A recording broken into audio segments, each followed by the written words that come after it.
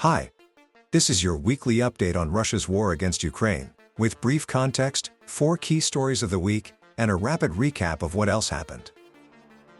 This is week 210 of the war. It fell on the days around February 24th, the 4th anniversary of the full-scale invasion. This week felt like a change in rhythm. Ukraine noticeably increased long-range strikes on Russian military and industrial targets, from oil hubs and chemical plants to depots and air defense. At the same time, Ukraine kept holding back pressure on the front. On the ground, the picture is mixed.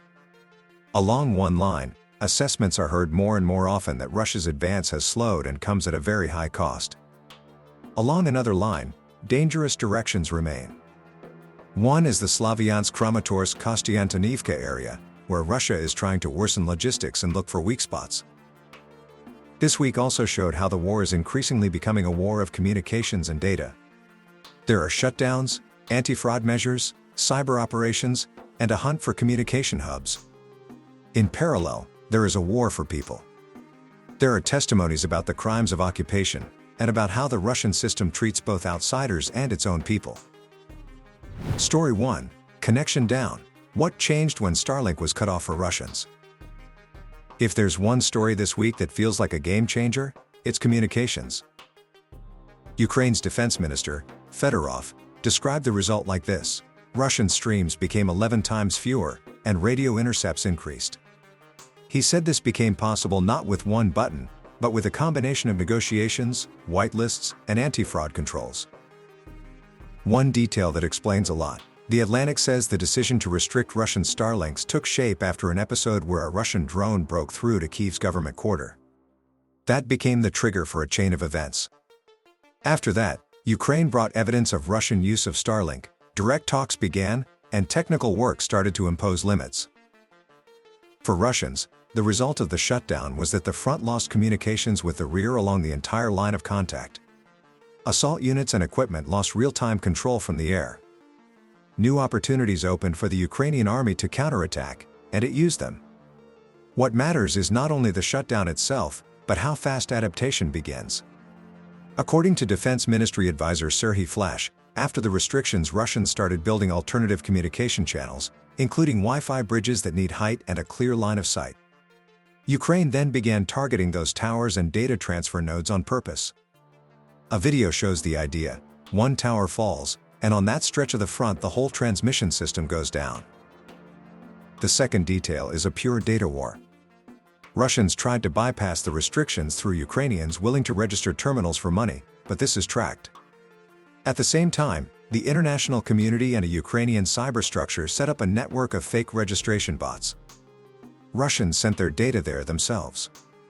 The description says 2,420 data packages with locations were collected. What does this change? Without stable communications, there is no normal command and control, no video feeds, and no real-time intelligence. This does not guarantee victories, but it sharply raises the chance that even Ukraine's local counteractions will be more effective. This story will clearly continue. Russians will look for workarounds, Ukraine will close the holes, and the front will increasingly depend on who learns faster. Story 2. A general's leaked messages. A document of chaos and crimes. The second story this week is a rare case where Russia's military system can be seen from the inside, without official packaging. Journalists from the Schemy project obtained a large set of messages from a Russian major general, a deputy commander of Russia's 20th Combined Arms Army. It includes texts, voice notes, photos, and video. Some of this is not just emotion. It is a direct description of how command is organized, and what war looks like to someone inside the system. On one level, it is a portrait of management chaos.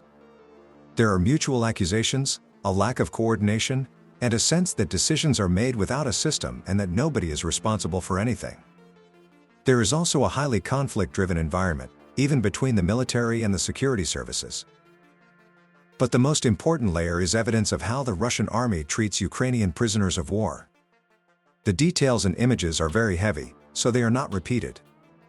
A link to the investigation is in the list of sources in the description. The point is different.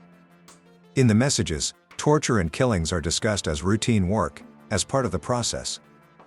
That makes the leak a document not about a few bad people, but about a norm of violence built into the system. Why does this matter now? Because this war keeps trying to dissolve into statistics, maps, and kilometers. Material like this returns the war to where it belongs, the reality of crimes, responsibility, and choice. And it is also potential evidence. It is not a social media post, but a set of messages, voice notes, and context that can outlive any propaganda. Story 3. Media reports on sexual violence under occupation. Content warning: this next part briefly mentions sexual violence under occupation, without graphic detail. Multiple major outlets, including the New York Times, CBS, BBC, and France 24, have reported on Ukrainian women who survived sexual violence during the Russian occupation. In these reports, many women asked not to have their names revealed, and journalists note that not every individual account can be independently verified in full. At the same time, reporting has been cross-checked where possible against case files, medical records, and other documentation tied to many of the episodes. The main thing these reports show is how repeatable the pattern is. The violence happens not somewhere at the front, but in homes, in basements, and in detention sites. It happens alongside other crimes: beatings, humiliation, coercion, and threats. Again, this is not about isolated excesses, but about a method of terror that goes with occupation. Why does this matter in a digest that is usually about strikes in the front? Because it answers the toxic question: what difference does the flag make? The difference is that occupation turns people into expendable material, and it makes those who are already more vulnerable even more vulnerable. And to understand what Ukraine is defending, it is not symbols. It is people, and the right to live without that kind of horror. One more thing: these stories are hard to hear, but they shape long memory. They matter for justice, for helping survivors, and for making sure the world does not reduce this war to a dispute over territory.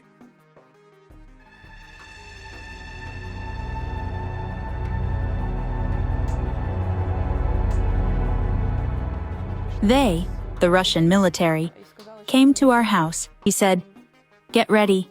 You have to come with us for interrogation." I went with them, got in the car, and this one buryat, the one in charge among them, took me to the neighbor's house. The neighbors were not home at the time. He took me out of the car and into this house. I realized where this was going. The only thing I will say is that this lasted about 2 hours. Afterward, he asked if I would tell my parents or whether my parents had weapons. I said they didn't, and I would not tell them anything. After that, he brought me back home. That was indeed the most terrifying moment. When I saw my parents, the state they were in, they didn't know if I would return. The next day, the same thing happened. He came back.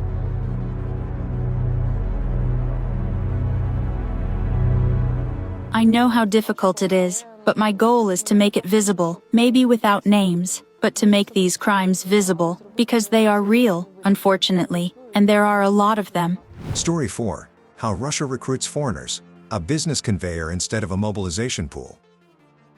The fourth story this week is about how Russia makes up for a problem that even Western assessments mention more and more often: losses and recruiting are no longer matching, and Moscow has to invent new ways to refill the ranks.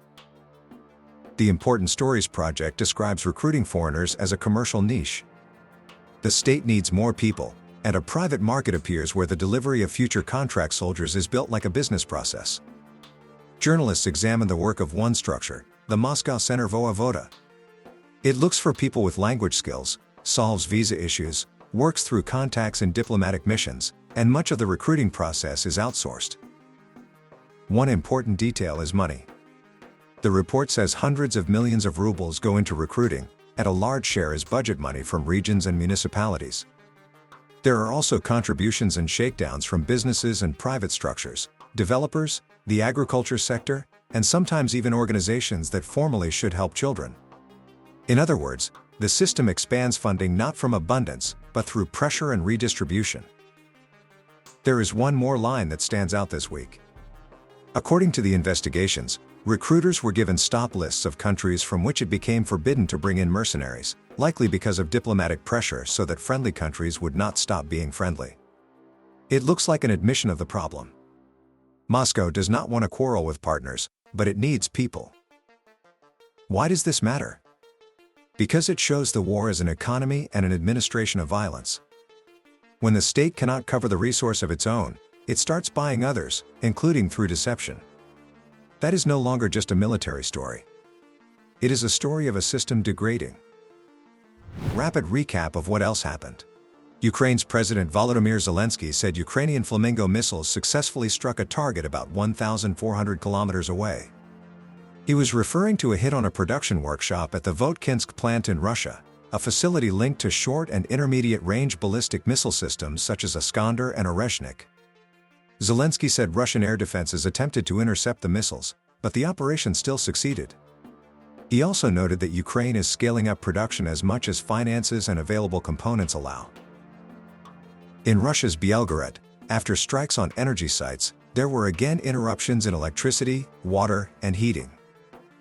Later, reports spoke of tens of thousands of people without power.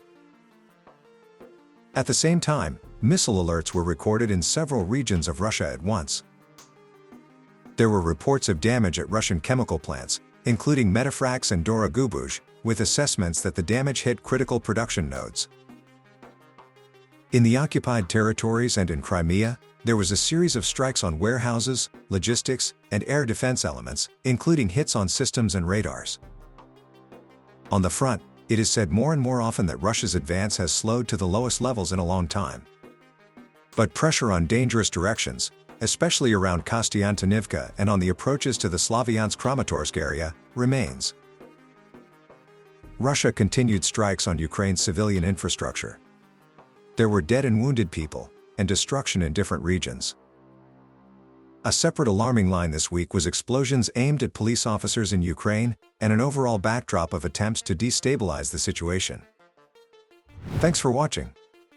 All sources and links are in the description, as always. If you want to support the work, there's a Patreon link below. See you next week.